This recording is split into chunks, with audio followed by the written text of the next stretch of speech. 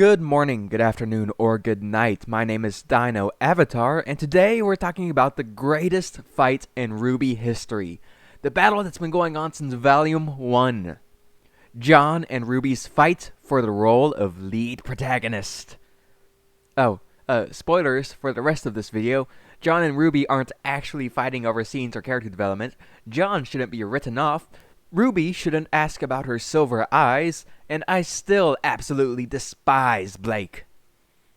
Well, that last one isn't important to the video, but I still think it needed saying. Also, I needed to finish off with a joke. There's a day when our hearts will be broken, when a shadow will cast out the light, and our eyes cry a million tears, help water right. First off, let's talk about the scene-stealing, character development, pie-eating, depressed piece of crap known as Jaune freaking Arc. Well, the thing is that only one of those descriptors I listed is true. Can you guess which one? Here's a hint. They're the ones that matter. It's the last one. How is he not a scene stealer, you ask? What about the incredibly long bully arc that stole screen time from Team RWBY, you ask? What about the scene he stole from Ruby at Kuroyuri? Or the scene with Cinder he stole at the Battle of Haven, you also ask? Well, first off, the bully arc is only 20 minutes out of the 3 hours total runtime of Volume 1. That's the equivalent of a single episode out of the average British TV show. Secondly is the Kuroyuri scene, which I will get more in depth on when I talk about Ruby a bit more. But I'm just gonna say that he didn't steal the scene, and that it's entirely a Ruby problem. And lastly, the Cinder confrontation at the Battle of Haven. This is a symptom of a much larger problem, is that the Battle of Haven is a cheaply animated mess that I talk about more in this video here. Link in the description. Just gonna let that one sit. But really, Jaune versus Cinder is done over a, Ruby versus Cinder, because Jaune's a loser without a semblance, so any fight he's in is just some boring sword and shield action. Oh wait, you don't even have to worry about the shield now, so you just have to worry about the movement of the characters. Or, you could just not have Cinder move. Seriously, here is a playback of that scene where Cinder she just doesn't move at all. Now, imagine if this was Cinder versus Ruby instead. They'd be flying all over the place. It'd be like a second Maiden battle. That'd just be too much. Too much. Especially when they had no time at all to make this. So, that's sort of why Ruby just decided to throw a fireball and call it a day. The Battle of Haven was rushed, cheaply animated, and it's just an all-around mess. A mess that I talk about more in this video in the description. Please watch it. It's almost at 200 views. But why are all of these blamed on Jaune, you probably didn't ask? Well, because people are biased against Jaune after 5 years of hating him, so there's this kind of tunnel vision, I mean, seriously, an episode, or arc, technically, about introducing the side characters is a great idea. Who wouldn't want that? But doing a bully arc is where you should draw the line. There has never been a good bullying arc. Go ahead, try and find one. They don't exist. Now, let's talk about how Jaune eats Ruby's pieces of the character development pie. Or, how he doesn't, actually. Oh, and let me just say that there is no such thing as a character development pie. Or, at least there shouldn't be. First, let's talk about that Kuroyuri scene. In this scene, Ruby's all like, "Oh, this is my fault." But then Jaune's all like, "No, it isn't." And then that's the scene. So, some people will look at this scene and say, Jaune took Ruby's spotlight, when really they should be saying, why are they showing us the end, or at least the midpoint of this character arc, when we never even got the beginning? Because that's what this scene feels like. It feels like the end, or at least the midpoint, of Ruby's beating herself up character arc. This scene seems like it's supposed to be the scene where Ruby finally gets confronted on her survivor's guilt and self-loathing. At least it would be if it weren't for the fact that this is the first time we actually see this side of her character. Like I said, this arc has no beginning, not even in some small, far-off looks or anything like that. I think they were trying to set this arc up when she wakes up in the middle of the night, but instead of it feeling like she woke up because of her survivor's guilt, it just feels like she woke up to go take a late-night bathroom break or something. Now, Jaune's instance of killing Ruby's character development in the Battle of Haven is, like I said, probably because of budgetary or, most likely, time constraints.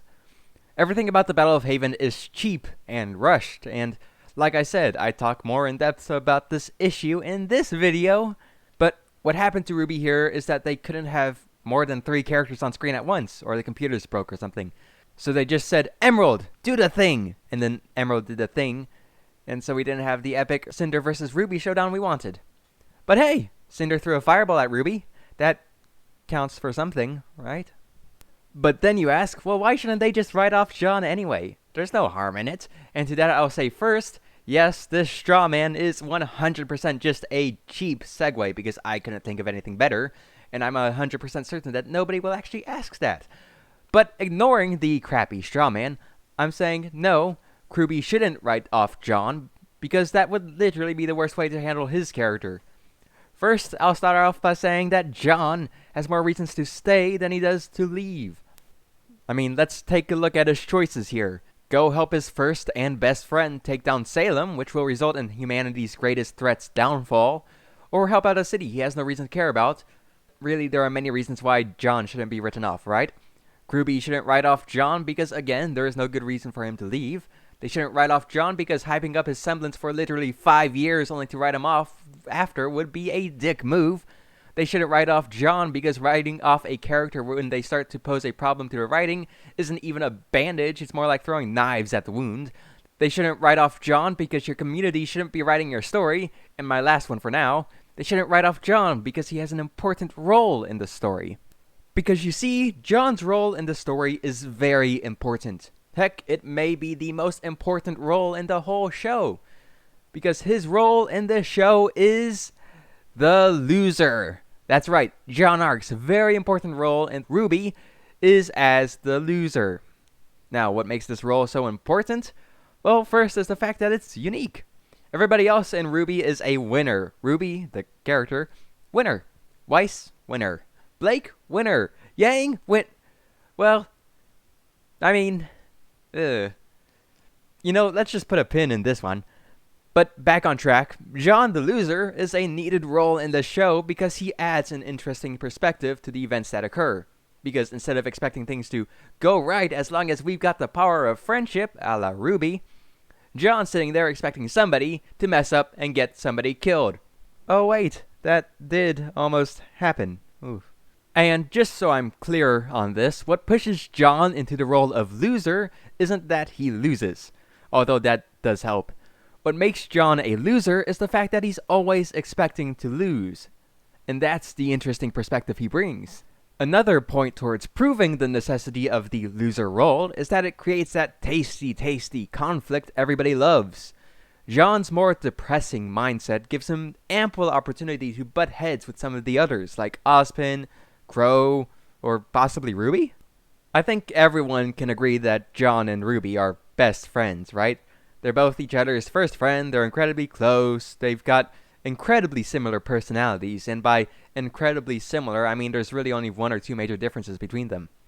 Seriously, the only thing that separates RWBY and Jaune from each other is, like I said earlier, that while Jaune's a loser who will always be expecting to fail, RWBY's the winner that's looking ahead.